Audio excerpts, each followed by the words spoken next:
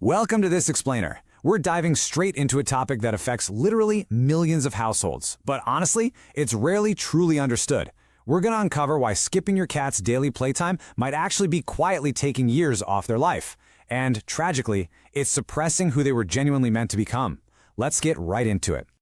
Okay, I need you to be totally honest with yourself right now. When was the last time you really, truly played with your cat? And just to be clear, giving a toy a quick wave while you're walking to bed, that doesn't count. We often tell ourselves that cats are just these incredibly independent creatures, right? Built to be perfectly fine, left entirely on their own. But man, that belief is a massive misconception. We're going to debunk that right now because it's actually costing your feline friend a lot more than you might think. Section 1. The Secret Life of Cats, the Invisible Weight of Stress. So what's actually going on in their heads when they just sit there, staring at a blank wall with that twitching tail, looking like they're trying to receive signals from outer space? Well, it's super interesting how we frame these issues. We see things like a shredded couch, yowling in the hallway, or a cat grooming themselves until they have a bald patch, and we just label it bad behavior. But think about it. We've basically taken a wild apex predator, an animal built to stalk, chase, and pounce dozens of times a day, and we've put them into a cozy, enclosed apartment with a food bowl that's always full. All of that built-up energy and natural instinct, it has absolutely nowhere to go, so it turns inward. That so-called bad behavior is often just a cat with zero outlets, dealing with profound internal tension the only way they know how. And the science absolutely backs this up.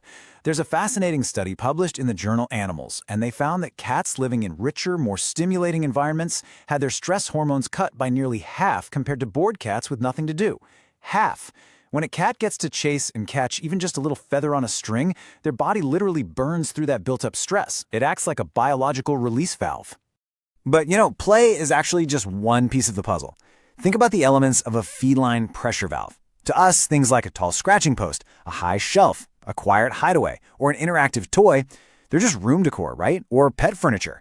But to your cat, every single one of those items is a specific place to act like a wild feline and release that pent-up tension. If you put these together, over just a few weeks, you'll watch an anxious cat completely soften and become so much calmer. Now, before we move on, I want you to hold on to this absolutely crucial point for later.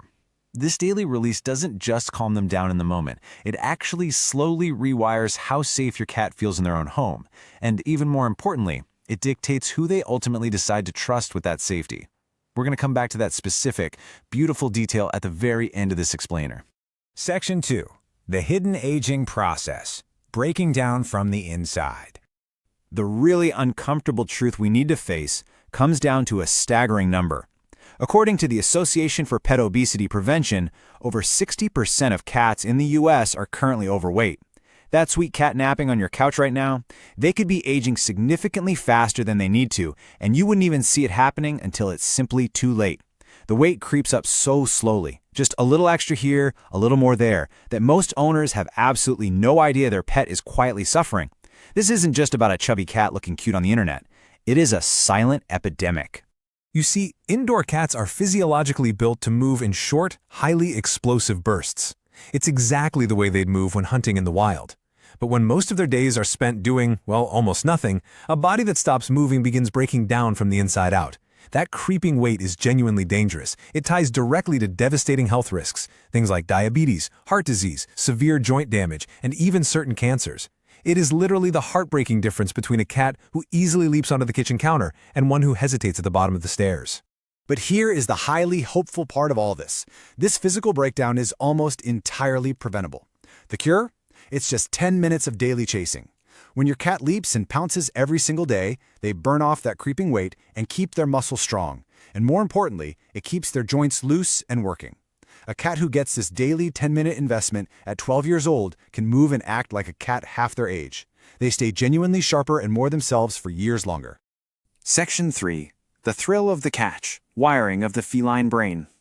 Now, what's really fascinating here is understanding what your cat's brain is actually chasing when they play. It's not just a toy they're after, it's this deeply ancient feeling.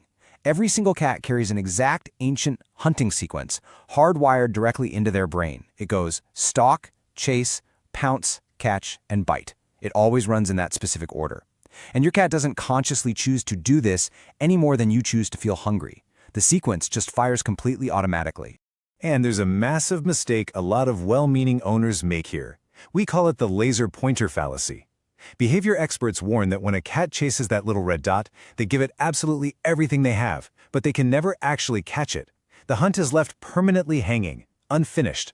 The brain just keeps waiting for a finish line that never arrives, which silently builds internal frustration and stress. Now compare that to a physical toy, which actually allows the sequence to finish, flooding their brain with a natural, incredibly satisfying dopamine rush. So, the absolutely crucial point is this. Always let them win the hunt. The physical catch is what completely resolves their mental tension. You've got to end your play sessions with a real, physical toy they can grab, hold, and actually sink their teeth into. By doing this, you're handing them a feeling of pure, complete satisfaction that they simply cannot get any other way while living indoors. Section 4. Sleeping Through the Night. Fixing the 3 a.m. zoomies. Okay, so how does all of this biology and brain chemistry fix those infamous 3 a.m. wake-ups? You know the ones. The sudden sprints across your face while you sleep, the spectacular crashes from the kitchen, the endless yowling at the bedroom wall. Well, it turns out that midnight chaos is not random at all. Your cat's entire life runs on an ancient biological loop. Hunt, catch, eat, groom, sleep. Every single time exactly in that order. In the wild, a cat hunts, eats their catch, cleans up, and crashes into a deep, satisfied sleep. But indoor cats, the ones with a bowl that is always full, they get hopelessly stuck. They eat, they groom, they sleep, but the exhausting hunting phase just never happens. So all that unspent energy has absolutely nowhere to go, leaving it to explode right when your head hits the pillow. The fix for this is brilliantly simple.